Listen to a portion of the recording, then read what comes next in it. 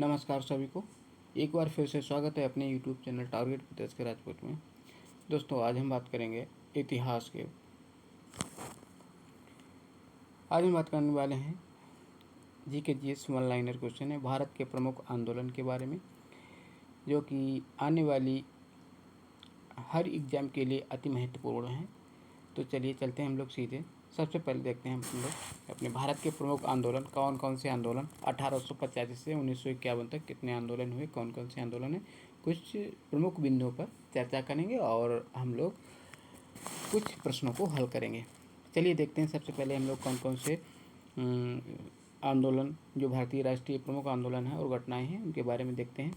सबसे पहले हमारा होगा होम रूल आंदोलन, लखनऊ पैक्ट, रॉलेट एक्ट, खिलाफत आंदोलन, चौरी चौरा कांड, स्वराज पार्टी, गोलमेज सम्मेलन और गांधी इरविन समझौता, Poona pact, forward bloc, Shimla सम्मेलन और भूदान आंदोलन। तो चलिए हम लोग सीधे चलते हैं हम लोग अपने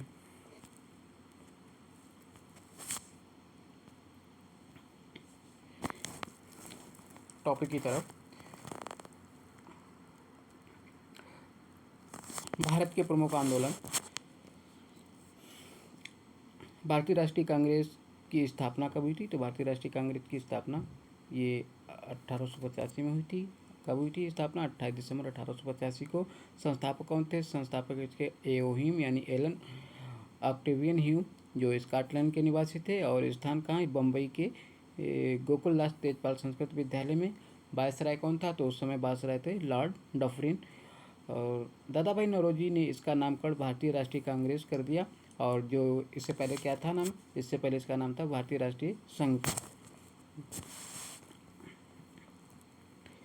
भारत के प्रमुख आंदोलन देखते हैं अब। होम रूल आंदोलन। होम रूल आंदोलन इसकी स्थापना हुई थी 1916 ईस्वी में। होम रूल आंदोलन ये आयरलैंड के होम रूल आंदोलन से प्रभावित था। और एक ये बाल गंगाधर तिलक ने जो बेलगांव पुणे में इसका किया था, स्थापना इसकी की थी। और दूसरा एनी बेसेंट ने जो मद्रास की थी, मद्रास में इसकी स्थापना की थी। इसके बाद में आता है भारत के प्रमुख आंदोलन रॉलेट एक्ट में। रॉलेट एक्ट ये 19 मार्च 1919 को भारत में आया। यह एक काला कानून था जिसके अंतर्गत किसी भी व्यक्ति को संदेह के आधार पर गिरफ्तार किया जा सकता है, जिसको क्या कहा जाता है? बिना वकील, बिना अपील और बिना दलील का कानून कहा जाता था।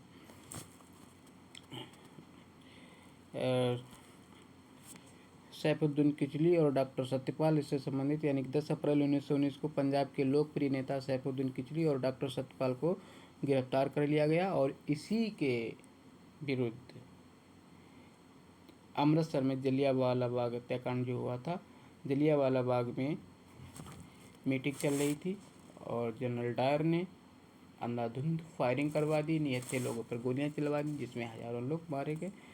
अगला क्वेश्चन है, अगला टॉपिक है हमारा जलियांवाला बाग हत्याकांड आता है, जो 13 अप्रैल 1919 को हुआ था।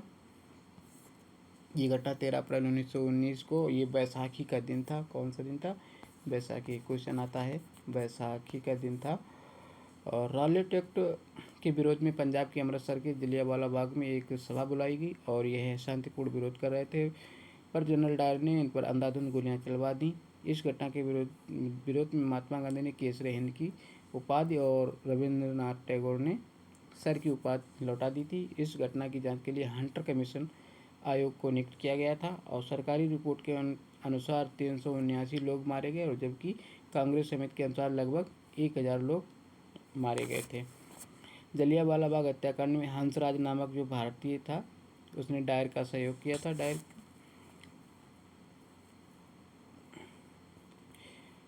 इसके बाद में आता है खिलाफत आंदोलन। खिलाफत आंदोलन 1919 ईस्वी में। खिलाफत आंदोलन तुर्की में खलीफा के पद के समर्थन में ब्रिटेन के खिलाफ आंदोलन था। ये भारत में खिलाफत आंदोलन की शुरुआत हुई शौकत अली और मोहम्मद अली ने। भारत के प्रमुख आंदोलन में असहयोग आंदोलन, जो 1920 ईस्वी में 1 अगस्त 1920 को महात्मा गांधी जी के नेतृत्व में असहयोग आंदोलन का शुरुआत हुई। और ये चौरी चौरा कांड ये 1922 ईस्वी में हुआ था। महात्मा गांधी के असहयोग आंदोलन के दौरान 4 फरवरी 1922 को कुछ लोगों की गुस्साई भीड़ ने गोरखपुर के चौरी चौरा कि पुलिस थाने में आग लगा दी थी, जिसमें 23 पुलिस वाले जो हो गए जिंदा जल गए थे और उनकी मृत्यु हो गई थी। इसके बाद में आता है भारत के प्रमुख आंदोलन में सविनय अवज्ञा आंदोलन। सविनय अवज्ञा आंदोलन ये 1930 ईस्वी में इसकी शुरुआत हुई थी। सविनय अवज्ञा आंदोलन की शुरुआत गांधी जी ने 12 मार्च 1930 ईस्वी को दांडी मार्च के साथ की थी और ये 31 जनवरी 1930 गांधी जी की मांग 11 सूत्री मांग थी। वो कौन सी? परिणाम क्या आया? सविनय अवज्ञा आंदोलन या स्वीकार कर दिया गया वायसराय लॉर्ड इरविन के द्वारा स्वीकार किया गया। परिणाम ये आया कि सविनय अवज्ञा आंदोलन गठित। अगला है भारत के प्रमुख आंदोलन में गोलमेज सम्मेलन। गोलमेज सम्मेलन क्या था? गोलमेज सम्मेलन ये हुआ था 1930, यानी कि 3 गोलमेज सम्मेलन हुए थे। तो तीनों गोलमेज सम्मेलन कहाँ हुए थे? ये लंदन में हुए थे। तीनों गोलमेज सम्मेलन कौन थे? 1930 में हुआ था पहला, 1931 में दूसरा, 1932 में तीसरा। भीमराव अम्बेडकर जी ने तीनों गोलमेज सम्मेलन में भाग लिया था। तीनों गोलमेज सम्मेलन के समय इंग्लैंड का प्रधानमंत्री कौन था? वो रैमजे मैकडोनाल्ड था। इसके बाद में अगला आता है प्रथम गोलमेज सम्मेलन, जो 12 नवंबर 1930 ईस्वी को स्थान कहाँ? ये इसकी स्थापना हुई थी सेंट जेम्स पैलेस लंदन में। वायसराय कौन था? लॉर्ड इरविन था। भारतीय राष्ट्रीय कांग्रेस और महात्मा गांधी जी ने इसमें भाग नहीं लिया था। प्रथम गोलमेज सम्मेलन में महात्मा गांधी ने और कांग्रेस ने भाग नहीं लिया था। मुस्लिम लीग के नेता मोहम्मद अली जिन्ना, आगा खां और मोहम्मद अली। दलित वर्ग के नेता कौन थे? तो बाबा साहब अम्बेडकर जिन्हें भाग लिया था। गांधी इरविन समझौता। गांधी इरविन समझौता किसके साथ हुआ? महात्मा गांधी और वायसराय लॉर्ड इरविन के मध्य में। शर्त क्या थी? इरविन की शर्त ये थी कि सविनय अवज्ञा आंदोलन को समाप्त कर दिया जाए, कांग्रेस गोलमेज सम्मेलन में भाग लेने लंदन आए और ब्रिटिश सामान का बहिष्कार न किया जाए। ये इरविन की शर्त थी। और महात्मा गांधी जी की 11 सूत्री मांगे कौन कौन सी थी? देखते हैं। 11 सूत्री मांगी ये थी। सबसे पहले मांग ये थी कि पूर्ण रूप से शराब पर प्रतिबंध हो। दूसरा है विनिमय की दर घटाकर 1 शिलिंग 4 पैसा कर दी जाए। तीसरी थी भूमि लगान आधा हो और उस पर काउंसिल का नियोजन रहे। चौथा था नमक कर समाप्त किया जाए। पाँचवा था सेना संबंधी व्यय में कम से कम 50% की कमी की जाए। और छठवीं में बड़ी बड़ी सरकारी नौकरियों का वेतन आधा कर दिया गया। सातवां था कि विदेशी वस्त्रों के आयात पर निषेध कर लगे। आठवां था भारतीय समुद्री तट केवल भारतीय जहाज़ों के लिए सुरक्षित रहे और इसके लिए कानून का निर्माण किया जाए। नौवां था कि सभी राजनीतिक बंदियों को छोड़ दिया जाए। और 10वां गुप्तचर पुलिस हटा दिया जाए अथवा उस पर जनता का नियंत्रण रहे। और 11वीं थी आत्मरक्षा के लिए हथियारों की अनुमति दी जाए। ये महात्मा गांधी जी की 11 सूत्री मांगी थी। इसके बाद में आता है दूसरा गोलमेज सम्मेलन 7 सितंबर 1931 को। और स्थान कहाँ? सेंट पॉल पैलेस लंदन में। वायसराय कौन था? लॉर्ड लिनलिथ था। सम्मिलित सदस्य कौन थे? मुस्लिम लीग का सदस्य जो थे वो मोहम्मद अली जिन्ना थे और दलित वर्ग के बाबा साहब भीमराव अम्बेडकर थे और कांग्रेस के महात्मा गांधी थे। गांधी जी MS राजपूताना जहाज से लंदन आए थे और फ्रैंक मॉरिस नामक ने गांधी जी को अर्धनग्न फकीर कहा था। किसने कहा था? फ्रैंक मॉरिस ने गांधी जी को अर्धनग्न फकीर कहा था। तीसरा गोलमेज सम्मेलन ये 1932 में कहाँ हुआ था? लंदन में आयोजित हुआ था। इसमें क्या था कि कांग्रेस के बहस के कारण यह सम्मेलन असफल रहा। ये जो तीसरा गोलमेज सम्मेलन है वो कांग्रेस के बहस के कारण असफल रहा, ये सफल नहीं हो पाया। अब आता है पूना समझौता यानी पूना पैक्ट। पूना समझौता 24 सितंबर 1932 ईस्वी को यरबदा जेल पुणे में, जो महात्मा गांधी और भीमराव अम्बेडकर जी के मध्य में हुआ था।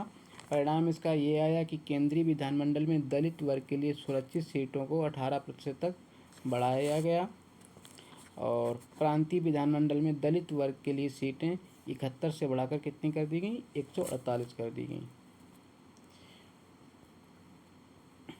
इसके बाद में आता है पाकिस्तान की मांग। पाकिस्तान की मांग कब की गई थी? तो ये 24 मार्च 1940 को लाहौर अधिवेशन में मुस्लिम लीग ने पाकिस्तान की मांग की थी। इसके बाद में माउंटबेटन योजना, ये 3 जून 1947 को वायसराय माउंटबेटन ने भारत के विभाजन की योजना रखी थी। भारत का विभाजन यानी कि भारत अलग हुआ था सबसे पहले कौन सा 14 अगस्त 1947 को पाकिस्तान बना, और उसके दूसरे दिन यानी 15 अगस्त 1947 को भारत बना। भारत और पाकिस्तान के बीच सीमा रेखा को मैडक्लिफ रेखा कहा जाता है। इसके बाद में आता है भूदान आंदोलन। ये भूदान आंदोलन 1951 ईस्वी में विनोबा भावे ने भूदान आंदोलन का शुरुआत की थी। रामचंद्र रेड्डी ने सबसे पहले भूमि दान दी थी। आप देखते हैं क्वेश्चन, इम्पॉर्टेंट क्वेश्चन है। पहला क्वेश्चन है कि गांधी जी के विदेशी वस्तुओं के बहिष्कार के आंदोलन का लक्ष्य क्या था? तो उनका लक्ष्य क्या था? कुटीर उद्योगों को प्रोत्साहन। अगला क्वेश्चन है कि भारत के प्रमुख आंदोलन, भारत के प्रमुख आंदोलन, इसमें मिलान करना है।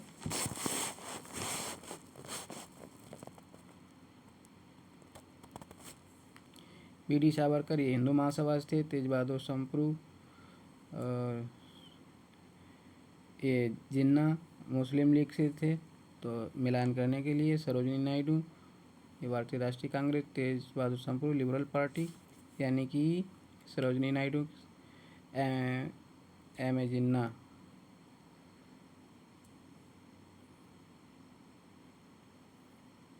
बी का वन तीनों में है। में Jinnah, B D. Savarkar Hindu Mahasabha, D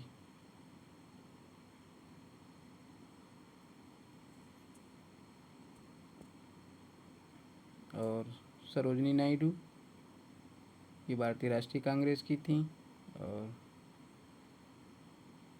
BD. Savarkar ये कहाँ के थे? ये किससे थे? ये हिंदू महासभा से थे, यानी कि कूट एक सही है। अगला क्वेश्चन कौन सा है? अगला क्वेश्चन है कि भारत को अधिकार क्षेत्र का दर्जा, डोमिनियन स्टेट, किस तारीख को मिला था? तो भारत को अधिकार क्षेत्र का दर्जा मिला था 15 अगस्त 1947 ईस्वी को। अगला क्वेश्चन है भारत के प्रमुख आंदोलन, गांधी जी की सबसे महत्वपूर्ण शिक्षाएं निम्नलिखित में से कौन सी हैं? तो सत्य, अहिंसा,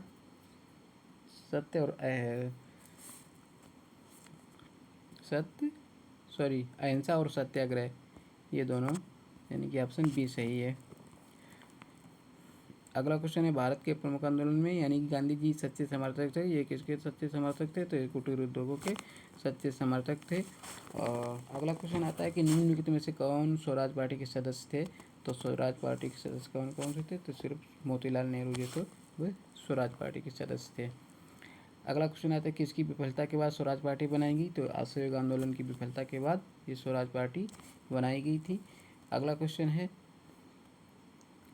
सी.आर. दास और मोतीलाल नेहरू ने स्वराज पार्टी बनाई थी। ये असहयोग आंदोलन के बाद में बनाई थी।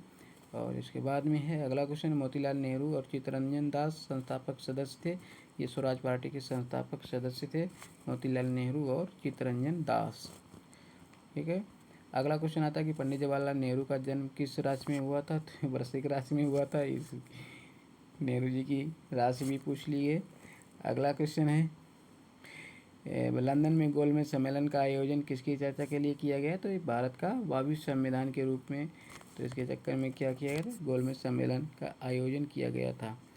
अगला क्वेश्चन आता है कि 1947 में ब्रसेल्स में दलित राष्ट्रवादियों की कांग्रेस में राष्ट्रीय कांग्रेस की ओर से किसने भाग लिया था? तो ये भाग लिया था जवाहरलाल नेहरू ने भाग लिया था। अगला क्वेश्चन आता है कि भारत के प्रमुख आंदोलन में कांग्रेस की महिला अध्यक्ष कौन थी? तो कांग्रेस की पहली महिला अध्यक्ष थी वो श्रीमती एनी बेसेंट थी। अगला आता है क्वेश्चन कि जब स्वतंत्रता की माउंटबेटन योजना स्वीकार की गई उस समय भारतीय राष्ट्रीय कांग्रेस का अध्यक्ष कौन था? तो उस समय राष्ट्रीय कांग्रेस के अध्यक्ष थे आचार्य जे.बी. कृपलानी।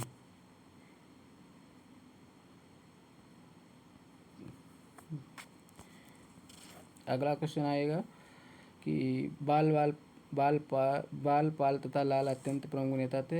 ये कहाँ किसके थे? तो कांग्रेस पार्टी के थे। बाल गंगाधर तिलक,